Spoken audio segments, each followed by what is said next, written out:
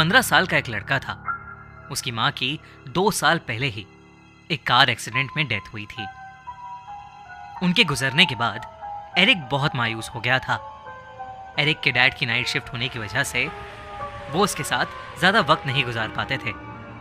Eric ने धीरे धीरे अपने दोस्तों से भी बात करना बंद कर दिया था।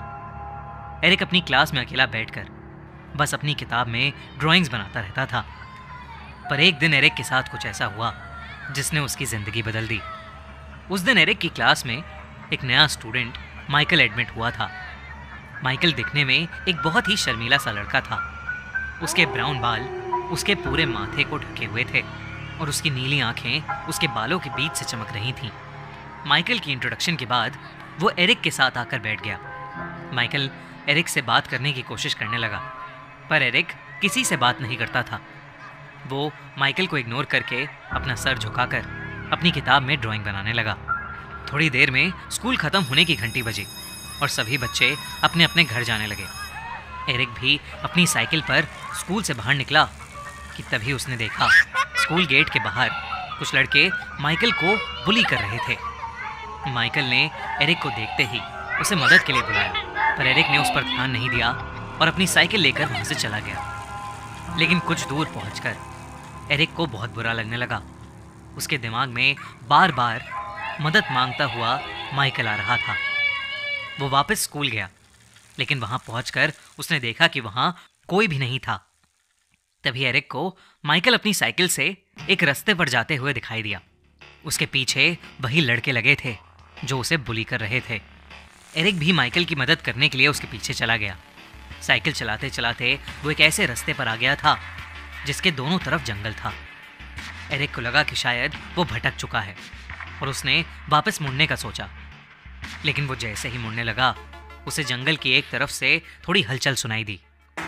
एरिक ने उस तरफ नजर उठाकर देखा तो रोड के साइड पर लगी झाड़ियां बहुत जोर जोर से हिल रही थीं। एरिक हिम्मत करके उन झाड़ियों के पास गया तो उसकी रूह कांप गई। उसने देखा कि एक बहुत ही भयानक दिखने वाला भेड़िया एक इंसान को नोच नोच कर खा रहा था। ये देखकर एरिक का शरीर बिल्कुल सुन्न पड़ गया था। उसने ध्यान से देखा तो वो शरीर जिसे वो भयानक भेड़िया चबा रहा था वो किसी और का नहीं बल्कि उसी लड़के का था जो स्कूल के बाहर माइकल को बुली कर रहा था। एरिक धीरे धीरे पीछे जाने लगा कि तभी उसका पैर नीचे पड़ी एक सूखी टहनी पर जा लगा, जिससे एक जोर की आवाज हुई। उस आवाज को सुनते ही वो भेड़िया पीछे मुड़ा और सीधा एरिक के ऊपर झपट गया। एरिक अपना पूरा जोर लगाकर खुद को उस भेड़िए से बचाने की कोशिश कर रहा था कि तभी उस रोड पर से एक कार गुजरी और वो भेड़िया अचानक एरिक को छोड़कर जंगल की तरफ भाग गया। एरिक तुरंत खड़ा हुआ और घबराई हुई हालत में वहां से अपनी साइकिल लेकर भाग गया। उसने जल्दी से जाकर पुलिस को इन्फॉर्म किया और पुलिस को लेकर उसी जगह पर पहुंच गया, पर ना तो अब वहां पर कोई भेड़िया था और ना ही किसी की बॉडी। पुलिस को लगा कि एरिक उनके साथ कोई मजाक कर रहा है और उन्होंने एरिक को डांट लगाकर घर भेज दिया। अगले दिन स्कूल में एरिक अपने फेवरेट टीचर मिस्टर ब्लैक से इस बारे में बात करने गया। एरिक की मॉम के मरने के बाद प्रोफेसर ब्लैक ने एरिक को काफी इमोशनली सपोर्ट किया था। एरिक को यकीन था कि कोई उसकी बात को समझे ना समझे, मिस्टर ब्लैक जरूर समझेंगे। एरिक ने अपने साथ हुआ किस्सा उन्हें बताया और एरिक की बात सुनकर मिस्टर ब्लैक हैरान हो गए और उन्होंने अपने कमरे के दरवाजे को बंद किया और अपनी अलमारी में से एक पुरानी सी किताब निकाली। एरिक को कुछ भी समझ नहीं आ रहा था, पर फिर मिस्टर ब्लैक ने उस किताब को खोला और कहा कि उन्हें ऐसा लगता है कि एरिक ने जो कल देखा वो कोई मामूली भेड़िया नहीं था बल्कि एक वेयरवुल्फ था।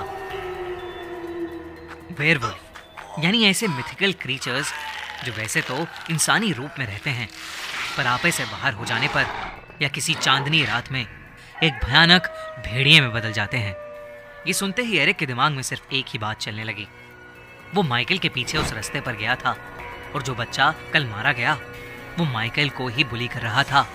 ये सब सोचकर एरिक को लगने लगा कि माइकल एक वेयरवुल्फ है और उसी ने कल उस पर हमला किया था। उस दिन के बाद से लगभग हर दिन लोगों के लापता होने की खबर आने लगी। एक दिन मिस्टर ब्लैक ने एरिक से कहा कि उन्हें उस भेड़िए को मारना होगा। मिस्टर ब्लैक ने कहा कि एरिक का सामना उस भेड़िए से पहले हो चुका है, इसलिए वो भेड़िया एरिक का शिकार करने जरूर आएगा, और इससे पहले वो आए एरिक को उसे ही मार देना चाहिए। स्कूल के बाद एरिक मिस्टर ब्लैक के साथ उनके घर चला गया। मिस्टर ब्लैक ने उसे पीने के लिए कॉफ़ी दी, लेकिन उस कॉफ़ी को पीते ही एरिक को चक्कर आने लगे और उसे सब धुंधला धुंधला दिखने लगा। उसने देखा कि मिस्टर ब्लैक अपने बेडरूम की तरफ जा रहे हैं। बाहर बहुत रात हो चुकी थी और चांद भी नजर आने लगा था। एरिक बेहोशी की हालत में ये सब देख ही रहा था कि अचानक से एरिक को मिस्टर ब्लैक के बेडरूम से एक जोर की आवाज आई। एरिक तुरंत उठकर बेहोशी की हालत में उनके कमरे के दरवाजे पर गया। दरवाजा अंदर से लॉक था। एरिक को कुछ समझ नहीं आ रहा था, तो वो मिस्टर ब्लैक को जोर जोर से आवाज देने लगा और दरवाजा नॉक करने लगा, पर मिस्टर ब्लैक ने कोई जवाब नहीं दिया। एरिक को अंदर से किसी भेड़िए की गुहार करने की आवाज आ रही थी। एरिक ने कीहोल से जैसे ही कमरे के अंदर झांका तो उसके होश ही उड़ गए। एरिक की आंखों के सामने मिस्टर ब्लैक की रीढ़ की हड्डी गोल हो गई और उनके पूरे शरीर पर बड़े बड़े बाल उगने लगे। उनका मुंह लंबा होने लगा और दांत एक जानवर जैसे बड़े हो गए। कुछ ही सेकंड्स में मिस्टर ब्लैक उस खूंखार भेड़िए में बदल चुके थे।